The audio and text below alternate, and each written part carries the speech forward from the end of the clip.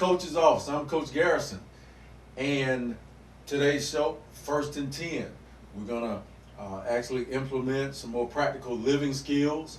We're gonna get ready for this game. We're gonna get you ready for the game, but there's a few things that we're gonna have to practice. Practice. That's what I'm talking about, y'all. Anybody that's practiced anything, anything from practicing piano to practicing a golf swing to practicing how you're going to be mad when you go into the office in the morning because you're going to fire somebody. Everything's got to have some technique. If you caught our first and 10 show, we talked about diplomacy and being able to speak well and communicate. And so now, today, we're going to talk about, if we can get through them in this 1st and 10 segment, 5 powerful ways to boost your confidence. This may not be the normal way, because in this one I'm going to connect some spiritual dots as well. Whatever you boost up in your mental and your intellect and if you will in your flesh, now you just got to know that if you're just getting yourself hyped up, raw, then that hype just might be changed when you run into me on the field. So if you just get hyped up without substance, without writing anything spiritually inside of your database and in your heart, when me and you clash, boom. You know what I'm saying? When the competition really begins, you might just fall flat on your face because you didn't believe in what you learned yourself. So my thoughts about confidence and boosting it is becoming more of who you are, and it's just acknowledging it, not being haughty. I'm this, I'm that. That's what we're talking about. And if you're on my team, you're gonna have this confidence when the points on the board show that you have won, or when the points on the board show that you were not the winner, you still won because you understand some things about the particular game you were in and how to get ready for the next one.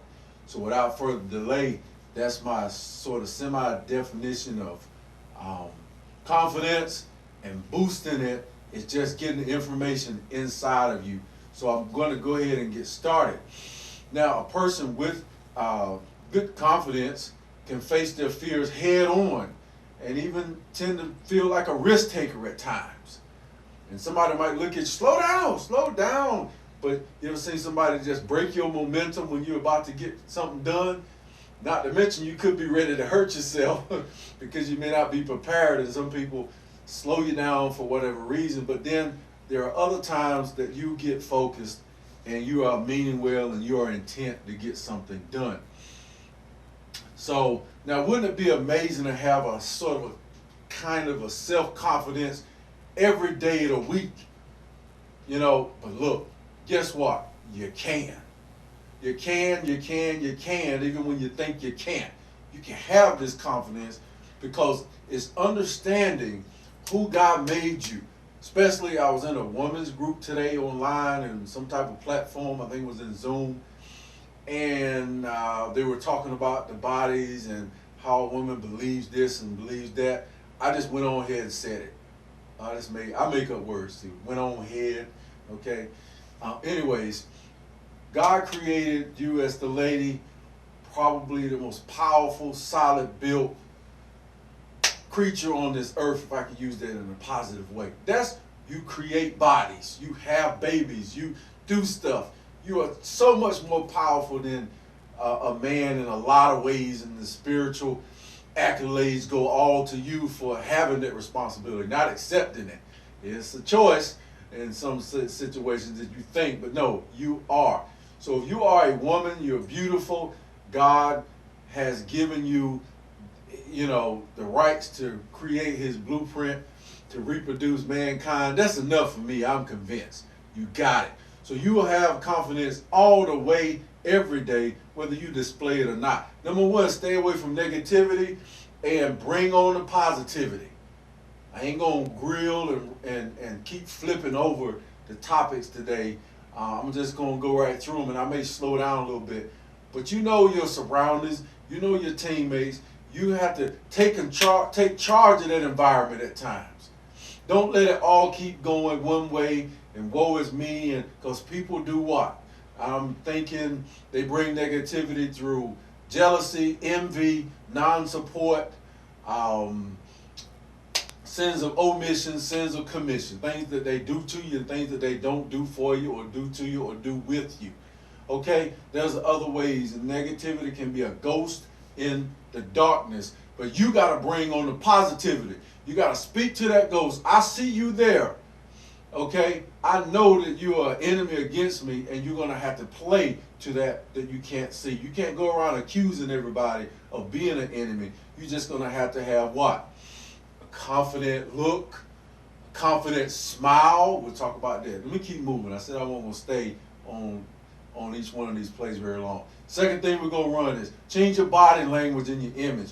Move it around. I'm not saying you got to go spend a lot of money on clothes and this, that, and the other. But just understand and listen to colors, if you will.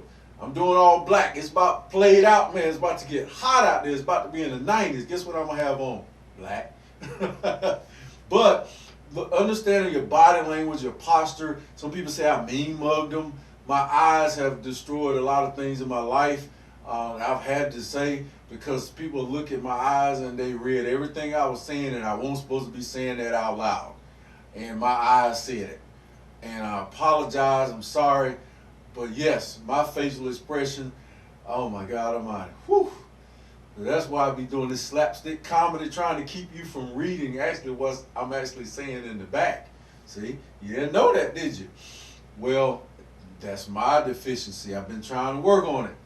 All right, so body language is definitely something that you want to consider.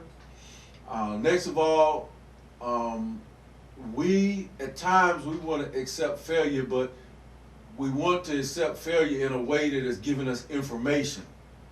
You did not fail, you just won the right to know what you want to work on and improve next. How about that? I gotta take a drink on that one. Yeah, you just won the right to know where your deficiency is. Good. That's what you just acknowledge. You won the right to repent, which is a full turnaround in heart, soul, mind, and body, and you go in the opposite direction. That's the spiritual connection. When you talk about a failure, which is actually a win. Which is actually a win. It just took something to acknowledge where you were. And you're dealing with negative voices. One of those negative voices might have been coaching to you. And so you took an introspective look at yourself and found out that you were low performing in a certain area, which corresponded with overconfidence that you could do it. But then when you got around me, I looked right at you and said, no, that's not what the outcome I was looking for. And he's like, oh, he just picky. No, we got to perform well, which will lead us to winning these games. So these 1st and 10s, we're going to have to check progress or the lack thereof. Okay? It's just got to be a practical way, whether you hurt my feelings or a lot of times I hurt my own feelings. Y'all just don't know that. Whether you hurt my feelings or I say something that causes you to get into your feelings. And that's a push and pull situation.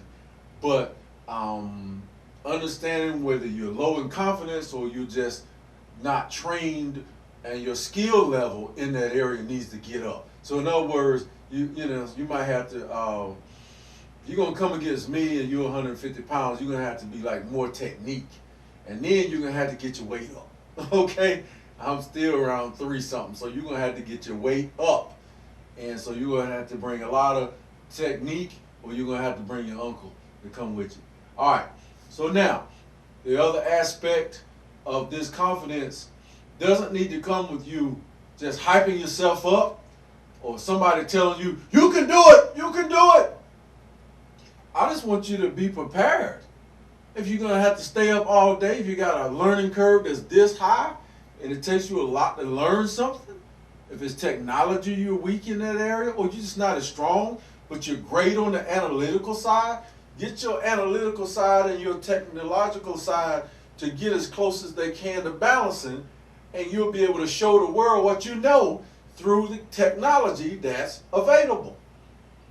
So being prepared gives you the confidence. So I'm not talking about something superficial. You know, I'm not a drink of coffee here, okay? Where you hype because of caffeine. No, I ain't talking about that. We're talking about getting prepared, a natural high that you have, that you're ready, and whatever you're not ready for, then you got room to adjust. You got room when you get into work this morning, and you'll get there because you got a good night's rest. Your mind is capable of some of them surprises of that person that's not going to show up tonight when you get ready to get off to relieve you. Then they're going to call in and be late. Well, because you got a night's sleep or rest earlier, now you can manage that little mini crisis, if you will. You got to go home and cook dinner, or you got to go home and eat dinner. So yeah, being prepared is just a whole aspect, but being prepared is an attitude. You want to be prepared, and when you show up, I want you to be sharing with me many ways that this can be done, or else we're going to get to a part in the process, and we're going to waste 15, 20 minutes. Oh, how are we going to do this? Oh, the computer's not working. Oh, well, we're going to have to shift this. So let's go down into this department and meet with them and consult with them. And no, have a plan. So being prepared will allow you to have a contingency plan, which is a plan that comes into place when something's not working. So there is, the last one is, for tough times, when all else fails, create a great list. All right? A list full of challenges. There are times when it's difficult to keep ourselves confidence up. Sit down now and make a list of all of the things in your life that you are thankful for, and another list of all the things you are proud of accomplishing. And once your list is complete, post them on the refrigerator or the door or the wall by the desk or the bathroom mirror. I dare you to create an affirmation for yourself. I dare you to say, I'm going to walk by faith and not by sight. I dare you then to get around me and say, I don't know what to do. You just proclaim that you're going to walk by faith and not by sight. Get your fundamentals right. Get on the ball. Hit somebody. Block somebody. Support somebody. Get behind another leader. And whatever part you know about the process, you just play that one part. You ever heard anybody say, you got one job? You got one job to do. One job. So ask that team leader, hey, look, I don't feel adequate today. Can I do this one job? But if you step up, you'll be able to evolve into more than what you will ever know. And that confidence will come up in you. And it will lead you. It will bleed off of you. And I'm not talking about pride. I'm not talking about self-centeredness. It will be more like, or in some cases, it'll be like silent thunder. If you talk a lot, you'll close your mouth and you'll get it done. And then people will lift you up and invest in and give you praise and compliments. But it's because you let it come out of you and it was authentic and you did it with good motive and you did it with goodwill. So understanding the great things that have happened in your life, your family, your surroundings, your support team, that's the list. They're talking about being thankful, looking at your assets that you have. If you got a bouillon block and you got some water, you got soup. You can put a rock in it all you want, but you got some soup there. So make it. Hey, it's just about my time on 1st and 10. It's been great. I hope you come back to check out a couple more shows. We get down. I have expectations that you're going to walk with this, you're going to talk with this, that you're going to move, that you're going to flow with this. If it's a job description at work, you're going to run it. If it's a scripture from church, you're going to run it. Sound like I'm doing spoken word, not doing it. Whatever it is, it's going to be a living document that you're going to transform into your head and down into your soul and your spirit and out of your mouth. And you're going to transform because you have belief, purpose, and you are meeting challenges. And you will feel like, hey, I'm not so special. These things come our way. That's a part of human and humility, that we're not perfect. Thank you. Join me on 1st and 10. See you later.